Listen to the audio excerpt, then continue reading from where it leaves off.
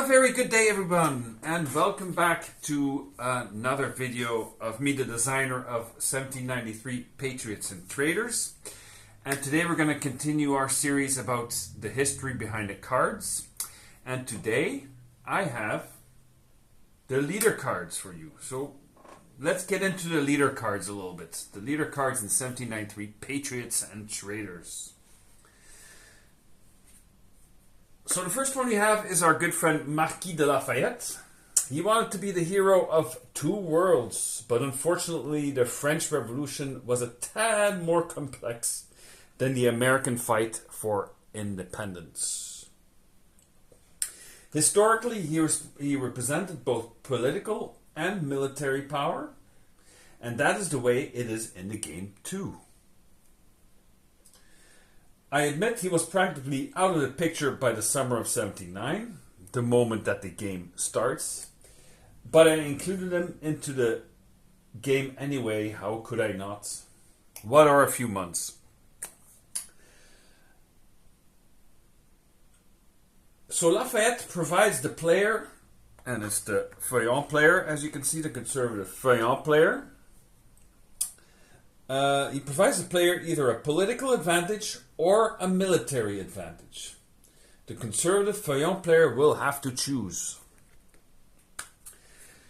Lafayette was a liberal noble and absolutely no fan of the radical Jacobins or the ultra-radical Cordeliers. That is why when Lafayette is activated for his political advantage, he will be able to prevent a Jacobin or Cordelier majority in the National Convention. In other words, the Jacobins will not be able to suggest any laws, and neither will the Cordeliers, since they will not be allowed to have a majority in the National Convention. So in this case, for instance, if Marquis de Lafayette has been activated by our good friend the Feuillant, that means, as you can see, the Jacobins now have a majority. They're going to lose one because they can't have a majority. So then that one returns automatically to the player board. So now also, since the Jacobins don't have a majority, they can't also suggest the more radical laws such as popular politics or the trial of Louis Capet, so they won't be able to do that. So that's what Marquis de Lafayette does politically, or the feuillant player can activate Lafayette as a revolutionary general. So that's also an option. So when he's activated, he can also be activated as a general, because Lafayette was a military commander also during the French Revolution. So those are the two options, and that's the story behind Marquis de Lafayette. Who do we have next? Let's see. Charles Dumouriez. In contrast to Lafayette, Dumouriez offers the Feuillant or Girondin faction a double advantage, making him very, very powerful. Dumouriez had always been a powerful advocate for war against Austria. He was very interested in the fate of the Austrian Netherlands, nowadays Belgium. He had been involved neck deep in the Liège and Brabant Revolution a few years before. At the start of the war, he briefly functioned as a minister of war before everything started going southwards. He then took command of all the military operations and managed to push back the Austrians and the Prussians.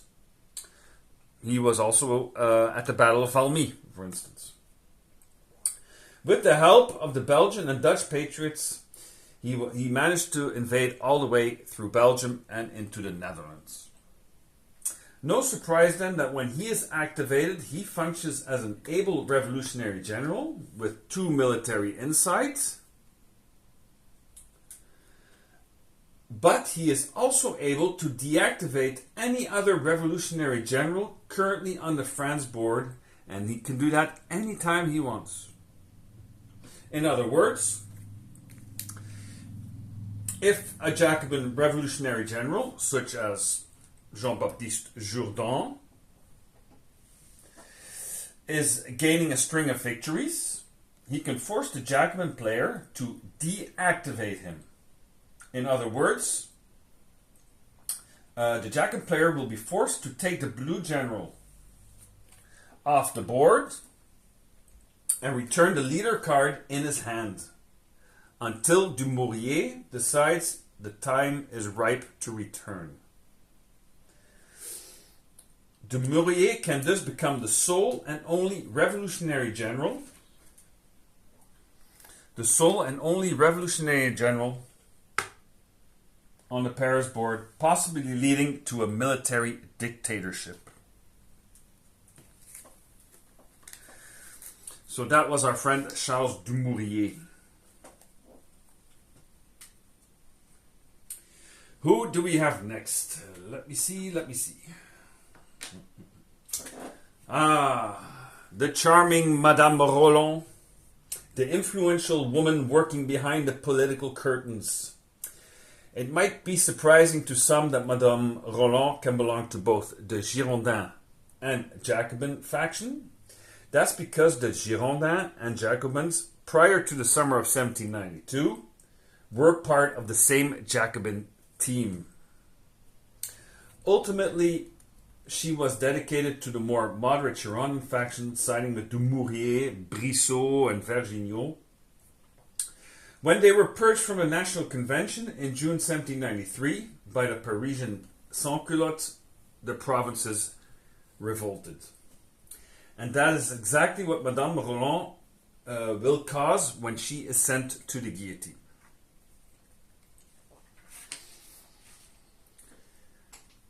When she is activated, she protects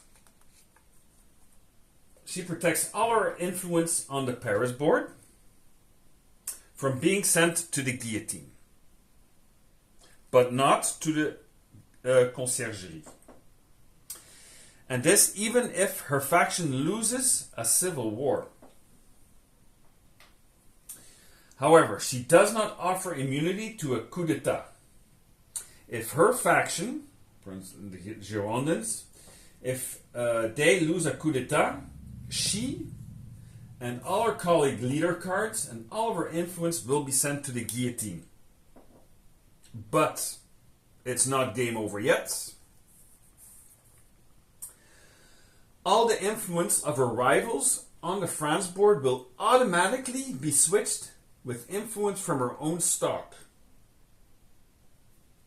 So say, for example, the Jacobins and the Cordeliers sent Madame Roland and her faction to the guillotine. All the Jacobin cubes and the Cordelier cubes will be replaced by those of the Girondin and from the stock. In other words, this will be taken away, be switched. This will be taken away, it will be switched. And they will all be switched from her stock.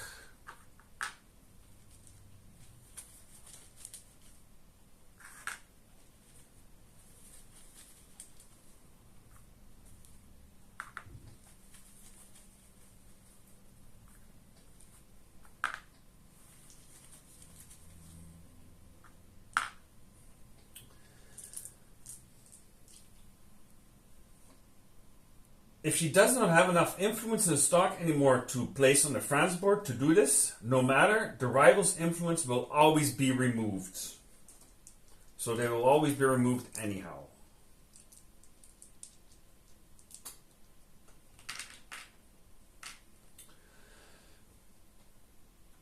This is the so-called Federalist revolt in action. So players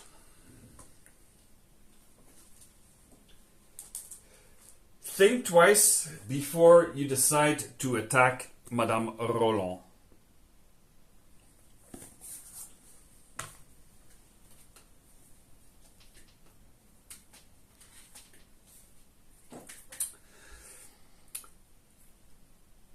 Together with Lafayette, Mirabeau, Marat, and Danton, Robespierre was a powerful force all throughout the revolution. He was a giant. Once all these leaders were exiled, disgraced, or murdered, he automatically became the main man of the revolution. They grew afraid of him because he was considered to be incorruptible and completely dedicated to the cause.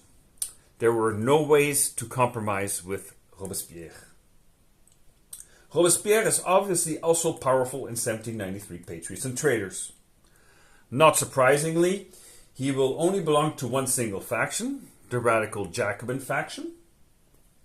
When activated, his influence on the Paris board is as good as untouchable.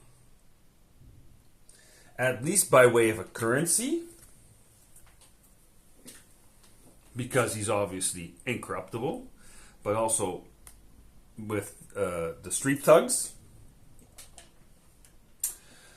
And by rival leaders. For instance, Collot d'Herbois, who's able to take away an influence and send it conciergerie. That would have been possible, but Robespierre will prevent that. Vergniaud, for instance, will be able to swap cubes. Normally he could do that, but not with Robespierre. So Robespierre's cubes will remain untouchable. However, since Robespierre always respected the laws, and since he was a man of the common people, his influence can be removed thanks to an activated law card. Let's say, for example, law of suspects, for instance, which could take away one cube and bring it to the conciergerie. Or, for instance, universal suffrage.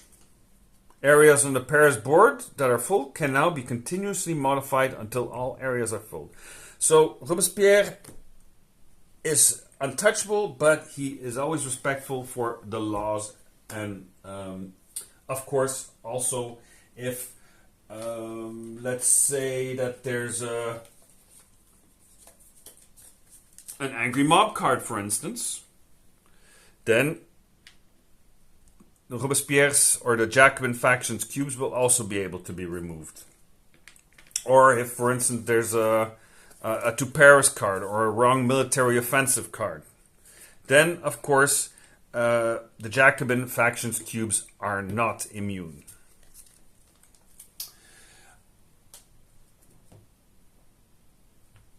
Robespierre did not have control over the streets either. Nobody did during the French Revolution.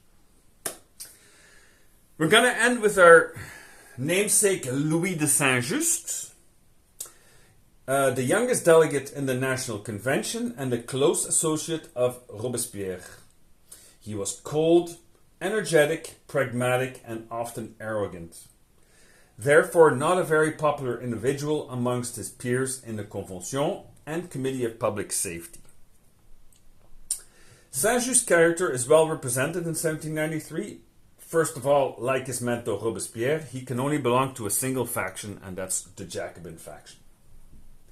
Secondly, as he was very influential in the National Convention, as a member of the Committee of Public Safety, and as representative on mission with the armies, he adds an extra influence to the National Convention and the Caserne.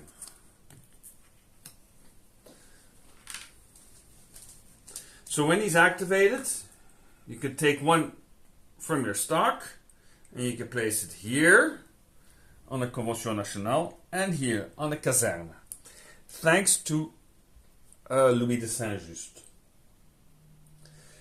Finally, it is important to note that both of these cubes are permanent.